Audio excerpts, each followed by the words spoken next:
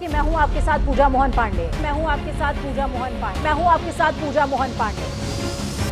हमारी ये कोशिश है कि एग्जिट पोल सी वोटर के पहले हम आपको बता सकें कि मौजूदा समीकरण वो क्या रहे हैं सूबे के, इन 5 सूबों के, जो आपको बताएंगे कि किस तरीके से उलटफेर देखने को मिल रहा है 2017 के आंकड़ों के कंपैरेटिवली 2022 में। तो इस चर्चा को बेहद खास बनाने के लिए हमारे साथ में कुछ मेहमान मौजूद हैं। उत्तर प्रदेश की अगर मैं बात कर लूं, इस समय आपकी मौजूदा टीवी स्क्रीन पर आप आंकड़े देख पाएंगे वोटिंग परसेंटेज के 2017 और 12 के ये आंकड़े हैं और किस तरीके से उत्तर प्रदेश के अंदर पूरा चुनाव हुआ और 2017 में क्या आंकड़े थे परसेंटेज के और 2012 में क्या आंकड़े थे।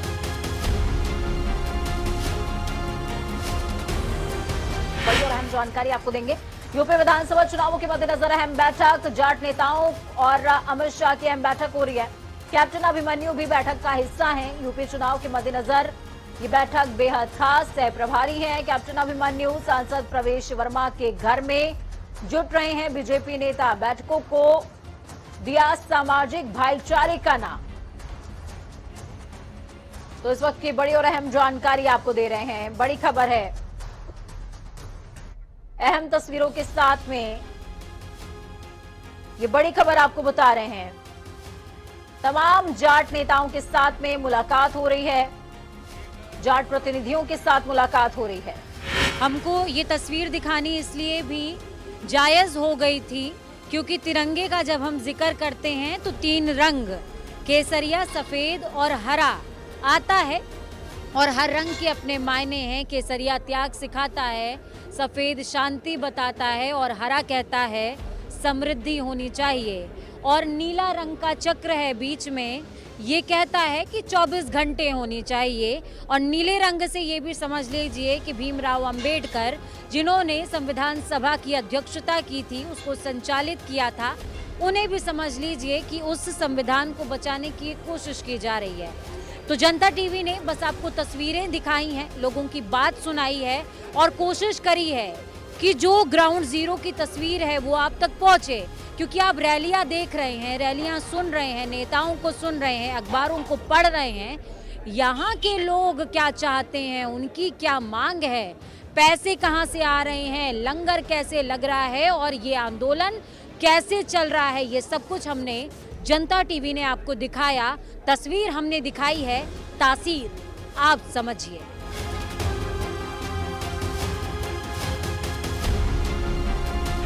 दीपशिका, आपको बता दें सरयू घाट का नज़ारा बहुत ही भव्य हो रहा है क्योंकि सरयू घाट पर आज आरती का महाआयोजन किया गया है। महाआयोजन इसलिए भी हो जाता है क्योंकि कार्तिक पूर्णिमा का वक्त है। कार्तिक पूर्णिमा का बहुत ही ऐतिहासिक महत्व है। दीपशिका, आपको बता दें कार्तिक पूर्णिमा के साथ साथ आज देव दीपावली भी है। भगवान भोलेनाथ ने त्रिपुरासुर नाम के भयानक असुर का मर्दन किया था आज ही के दिन और कृतिका नक्षत्र में चूंकि ये मर्दन हुआ था, इसके बाद सभी देवों ने भगवान शिव की पूजा अर्चना करी थी। लक्ष्मी नारायण ने शिव की पूजा अर्चना करी थी, इस वजह से भी विशेष महत्व हो जाता है।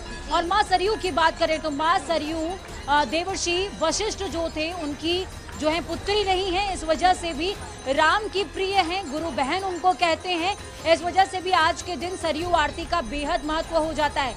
यहाँ पर हमारे साथ बहुत से लोग हैं और आपको हम आरती का दृश्य, जनता टीवी के दर्शकों को हम आरती का दृश्य दिखा दें एक बार कि किस तरीके से भव्य आरती चल रही है। और चूंकि ये आरती इसलिए भी ऐतिहासिक हो जाती है, इसलिए भी अविस्मरणीय हो जाती है क्योंकि 9 नवंबर 2019 को रामलला के पक्ष में फैसला आता है और आज ये आरती का विशेष महत्व भी हो जाता है। हम आपको दिखा रहे हैं कि घाट को किस तरीके से मोमबत्तियों से सजाया गया है और महाआरती का आयोजन आज है। आज के दिन कहा जाता है कि सरयू पर स्नान करने से समस्त पापों का नाश हो जाता है और इंसान को मोक्ष प्राप्ति होती है। आप घाट का नजारा देख सकती हैं दीपशिका, जय श्री राम लिखा हुआ है यहाँ पर कैंडल के जरिए और लोगों की भीड़ देख सकती हैं। लोगों का लवाजमा यहाँ पर मौजूद है, लोगों की भीड़ मौजूद है। आज सभी इस पल के साक्षी बनना चाहते हैं। आज दिन भर आस्थाओं की डुबकी का दौर चला और उसके बाद सभी लोग यहाँ पर महाआरती के लिए मौजूद हैं।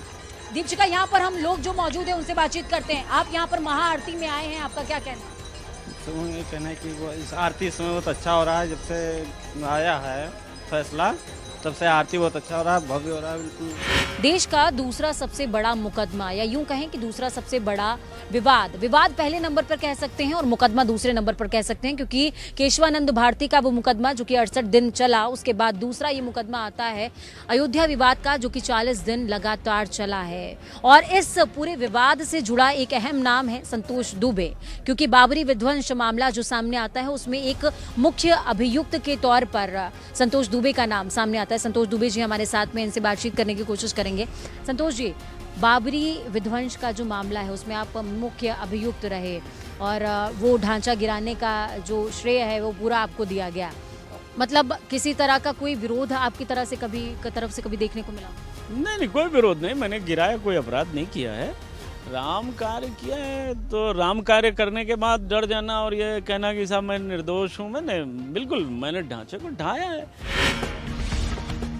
बीजेपी ने लगाई मुलायम सिंह के परिवार में से इन छोटी बहू अपर्णा के बाद मुलायम सिंह के साड़ू प्रमोद गुप्ता बीजेपी में हुए शामिल, कहा अखिलेश ने नेताजी को बनाया बंधक।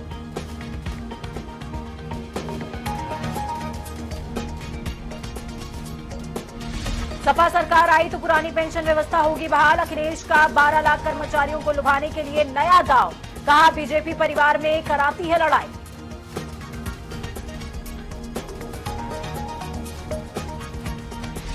कांग्रेस की दूसरी लिस्ट में 41 नाम, 16 महिलाएं, सपना चौधरी की बाउंसर रही पूनम पंडित और राजीव त्यागी की पत्नी को मिला टिकट, सूची में 9 मुस्लिम चेहरे भी शामिल। विधानसभा चुनावों को लेकर प्रदेश की राजनीति तेज, मुख्यमंत्री योगी आदित्यनाथ के खिलाफ गोरखपुर सदर से चुनाव लड़ेंगे चंद्रशेखर, कहा अखिलेश यादव के खिलाफ नहीं उतारेंगे प्रत्याशी।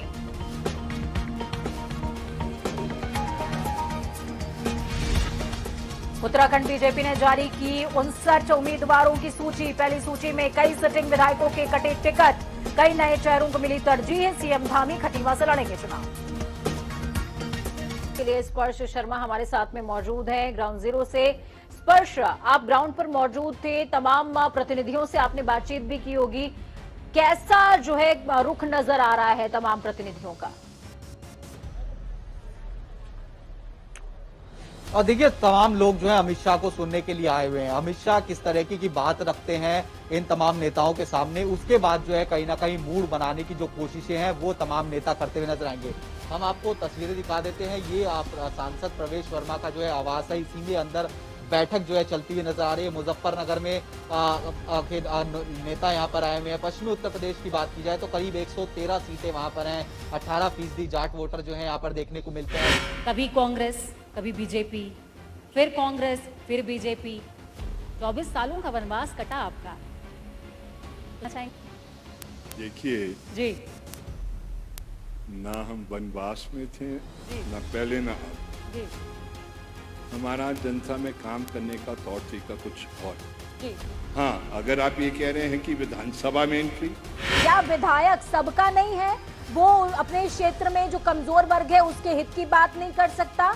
और अगर हित की बात हो भी रही है तो चुनाव के बाद उठा लीजिए।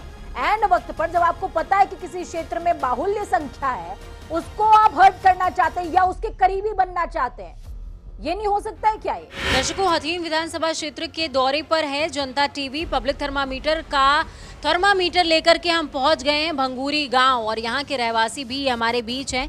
इनका खेल थोड़ा सा बिगाड़ा है, लेकिन क्या करें, ज़रूरी है क्योंकि विधानसभा चुनावों की सुगबुगाहट नज़दीक है और कुछ सवालों के जवाब भी पाने ज़रूरी हैं। तो यहाँ पर इनके भंगूरी गाँव के रहवासी हमारे साथ में, इनसे जानेंगे कि इनका क्या कुछ कहना है। केहर सिंह रावत 2014 में चुन के आए इंडियन नेशनल लोकदल से। 2014 में केहर सिंह रावत आए और चुनाव उन्होंने जीत लिया, लेकिन अब केहर सिंह रावत बीजेपी में चले गए हैं।